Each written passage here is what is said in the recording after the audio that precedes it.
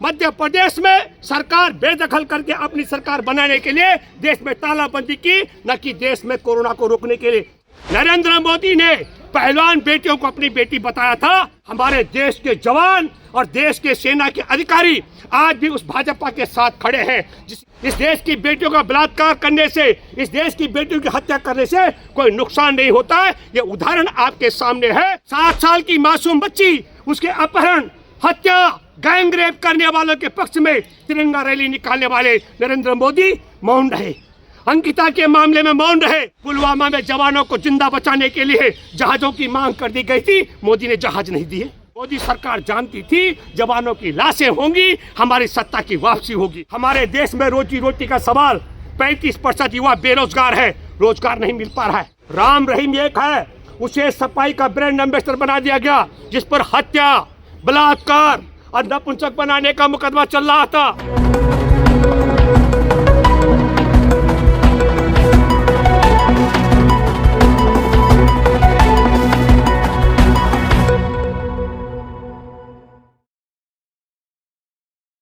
दोस्तों नमस्कार, मैं हूं भूपेंद्र रावत और मैं आज आपके साथ बात करूंगा कि देश इस दशा में किस दशा में पहुंच चुका, प्रवेश कर चुका है। मैं जिक्र करूंगा अंकिता भंडारी का, जिसको वैश्यवृत्ति के धंधे में धकेल रही थी भाजपा सरकार का नेता, और उस गरीब लड़की ने मना कर दिया। और मना करने के बाद जिस वीआईपी नेता को परोसा जा रहा था, उस वीआईपी नेता का नाम उजागर न हो, उसकी हत्या कर दी जाती है। और ये इसके बाद बड़ी रोचक बात बता रहा हूँ, उपचुनाव होते हैं उत्तराखंड में और भाजपा उपचुनाव में चुनाव जीत जाती है, तब आपको सोचना पड़ेगा यदि उत्तराखंड के लोगों के मन में, मस्तिष्क में माँ बहन बेटी के सम्मान की बात होती, तो अंकिता भंडारी को वैश्यवृत्ति के धंधे में जबरन धकेलने का प्रयास करने और न मानने पर उसकी हत्या करने पर पूरे उत्तराखंड के लोग भाजपा के खिलाफ मतदान करते। मैं दूसरा जिक्र करता हूँ, आपने देखा जंतर मंतर में पहलवान बेटियां बैठी रही हैं, और आप सब लोगों को बताऊं कि उसमें ओलंपिक पदक विजेता बेटियां, उन्होंने कहा कि ब्रजभूषण शरण सिंह ने यौन शोषण किया है।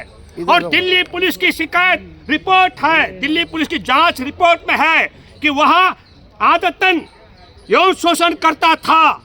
और जब हमारे देश में कुश्ती फेडरेशन का चुनाव होता है तो ब्रजभूषण शरण सिंह यौन शोषण करने वाले का ग्रुप चुनाव जीत जाता है। और अनीता जो आवाज थी, जो स्वयं पीड़ित थी बेटी, वो चुनाव हार जाती है। तो मैं आपके माध्यम से कहना चाहता हूं, एक भी जाट समुदाय का नेता ऐसा नहीं है जिसने भाजपा को ठोकर मार करके बाहर आ गया हो।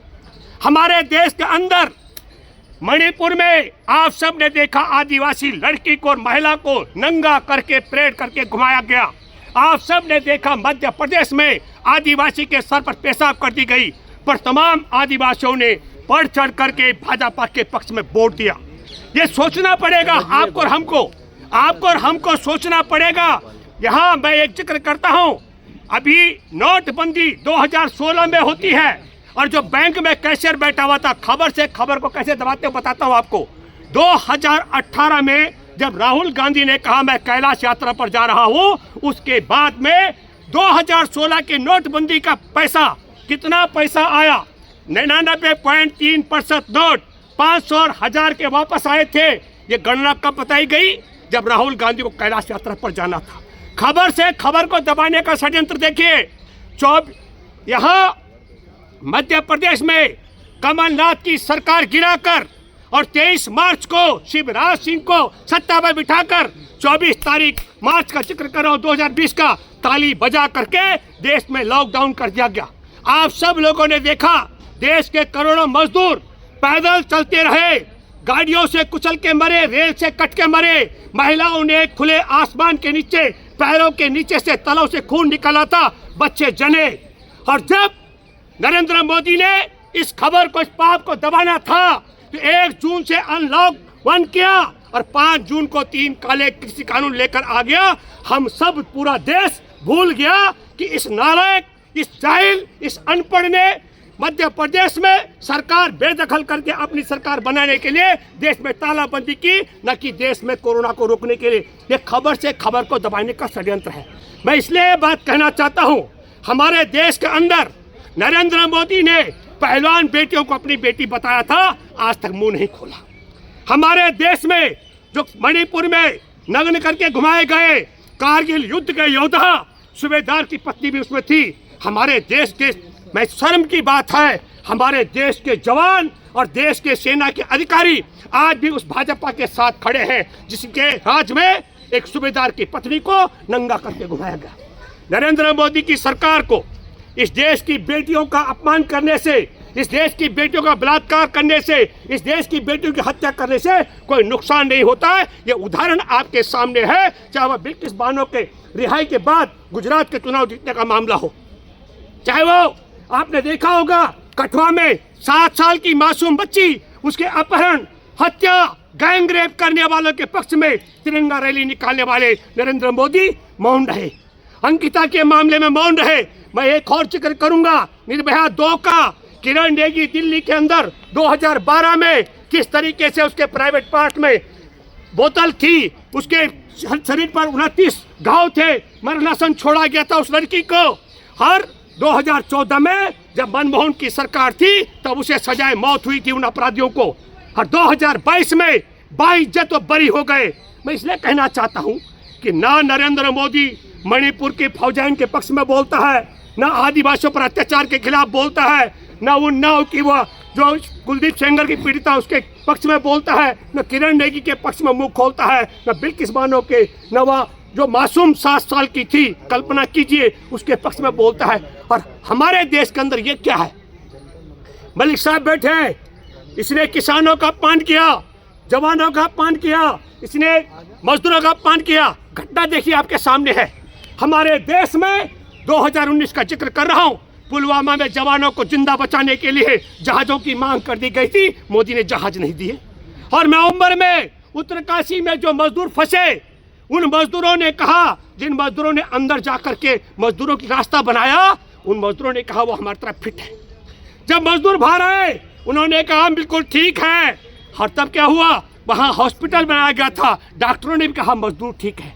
पर नरेंद्र मोदी की सरकार ने कहा नहीं, हम तुम्हारा इलाज करेंगे। उनको जहाज पर एम्स और ऋषिकेश ले जाया गया। तो क्योंकि नरेंद्र मोदी जानता था गरीब मजदूरों को जहाज पे बिठाएंगे, गरीबों का वोट मिलेगा। नरेंद्र मोदी ये भी जानते थे, खुफिया एजेंसी की रिपोर्ट थी, जवानों की हत्या कर दी जाएगी। मोदी सरकार जानती थी जवानों की लाशें होंगी, हमारी सत्ता की वापसी होगी। मैं ये बात इसलिए कहना चाहता हूँ, नरेंद्र मोदी को कोई फर्क नहीं पड़ता संघ सरकार को कि जवानों की लाशों से वोट मांगनी हो या बेटियों की अस्पताल का मामला उठाना हो। मैं एक बात और आपको माध्यम से कहना चाहता हूँ, बहुत दुख की बात है, हमारे देश की पहलवान बेटियों का यौन शोषण हुआ, उन्हें सड़कों पर आके बोलना पड़ा। ये कोई झूठी बात भी नहीं है। मैं आपके माध्यम से दावे से कह सकता हूँ, जो हमारी दादी माँ बन गई होंगी, उनका कभी यौन शोषण हुआ होगा, उनकी हिम्मत नहीं पड़ती ये बोलने की। उन जवान बेटियों ने कहा हमारा यौन शोषण हुआ। मैं ये बात इसलिए कहना चाहता हूँ, इसको हमको आपको सोचना पड़ेगा। नरेंद्र मोदी ने आज तक एक शब्द नहीं बोला बेटियों के पक्ष में। और तब मैंने मलिक साहब को फ़ोन किया था, क्या था मैं आपको बताता हूँ। हमारे देश के अंदर एयर शो लगा बेंगलोर में, और उसमें बैठे थे तब थल सेना अध्यक्ष बिपिन रावत। और बिपिन रावत जब नीचे आए, बिपिन रावत ने मीडिया से कहा ये तेजस जहाज मिनी राफेल है। और जब मिनी राफेल कहा तो हमारे देश में शहीदों का स्मारक का उद्घाटन था। नरेंद्र मोदी ने वहाँ थल सेना के अध्यक्ष को नहीं आने दिया। क्यों? क्योंकि उस राफेल के साथ में तेजस की तुलना की गई, जिसको हिंदुस्तान एरोनॉटिक्स लिमिटेड को तबाह करने के लिए नरेंद्र मोदी अनिल अंबानी को राफेल का पार्टनर बनाया गया था। और राफेल का पार्टनर भी किसे बनाया? जो चीन का कर्जदार था। मैं ये बात आपके माध्यम से कहना चाहता हूँ, हमारे देश में 2000 वर्ग किलोमीटर पर चीन ने कब्जा कर दिया, सीमाएं सुरक्षित नहीं है। बेटियों का मामला, पहलवान बेटियों से लेकर के, और चाहे उन्नाव की बेटी हो, बिल्किस बानो से लेकर 7 साल की बच्ची हो, और चाहे मैं जिक्र करूं आपके सामने अंकिता भंडारी, तमाम का, बेटियां भी सुरक्षित नहीं हैं। हमारे देश में रोजी रोटी का सवाल, 35% युवा बेरोजगार है, रोजगार नहीं मिल पा रहा है। किसानों की दशा भी आपने देखा, नरेंद्र मोदी के राज में 750 किसानों की हत्या इसलिए करवा दी ताकि कोरोना में ताली बजाकर ताला लगाकर देश के 10 करोड़ लोगों की रोजी रोटी छीनने के पाप से बचने के लिए एक पाप मोदी ने और किया। ये खबर से खबर को दबाने का काम करते, इसलिए मैं दावे के साथ में कह सकता हूँ, चाहे वह यौन शोषण का मामला हो। और यही देखिए, राम रहीम एक है, उसे सफाई का ब्रांड एम्बेसडर बना दिया गया, जिस पर हत्या, बलात्कार और नपुंसक बनाने का मुकदमा चल रहा था। हमारे देश के अंदर 2002 में नरेंद्र मोदी का एक वीडियो आज भी वायरल है, और बापू नहीं होते मैं गुमनाम मर जाता। किसके लिए? उस आसाराम को जो पेशेवर बलात्कारी है। तब हमको सोचना पड़ेगा, हमारे देश के अंदर देश का सबसे बड़ा जो अपने को राजा मानते हैं, और कैसे राजा, जहां तक नरेंद्र मोदी की छाया पड़ती है, तेजस पर जब बैठे, इससे पहले सुखोई में हमारे देश के अब्दुल कलाम थे राष्ट्रपति, उन्होंने सुखोई पर यात्रा की। हमारे दोस्त हैं अमित प्रकाश, जनसत्ता के पत्रकार रहे, एडिटर रहे हैं, उनके साले का बेटा पायलट था, उनका फोटो राष्ट्रपति के साथ है। पर तेजस में बैठे मोदी, बताइए कितना बड़ा अपमान है। हमारे वायुसेना के पायलट का फोटो नहीं आने दिया गया। सबको लगा देश को इस जाहिल आदमी ने शायद तेजस चलाया है। आप समझ लीजिएगा, जहां मोदी खड़ा होता है वहां देश का हमारा सम्मान, देश के जवान, देश का किसान, देश का आम इंसान, और वहां का मंत्री, केंद्र का मंत्री भी खड़ा नहीं हो सकता जहां मोदी खड़े होते हैं। एक हमारे देश में इस तरह महामानव है, और दूसरी तरफ एक और व्यक्ति है जो जाता है, मजदूर के गले लग रहा है, सिपाही के गले लग रहा है, किसानों के गले लग रहा है, दलितों के गले लग रहा है, कुलियों के गले लग रहा है। लोग उससे नफरत कर रहे हैं। तब मैं ये कहना चाहता हूँ, देश चाहता है कि देश में ऐसा नालायक का शासन रहना चाहिए जिसकी छाया भी हमारा देश का नागरिक छू न सके, और हमारे देश में ऐसा व्यक्ति आगे नहीं बढ़ना चाहिए जो सबको गला लगाने का काम करता हो। ये देशवासियों ने ऐसी दशा में पहुंचा दिया है। इसलिए मैं कहना चाहता हूँ, काश अगर जाटों में रत्ती भर भी मानवता है तो पहलवान बेटियों के अपमान को लेकर के एक लात मार देनी चाहिए भाजपा को। आदिवासियों के मन में यदि प्यार और प्रेम है तो उन्हें लात मार के बाहर आना चाहिए। और इसी तरीके से उत्तराखंड का तमाम लोगों के मैं जिक्र कर रहा हूँ। जी ठीक है।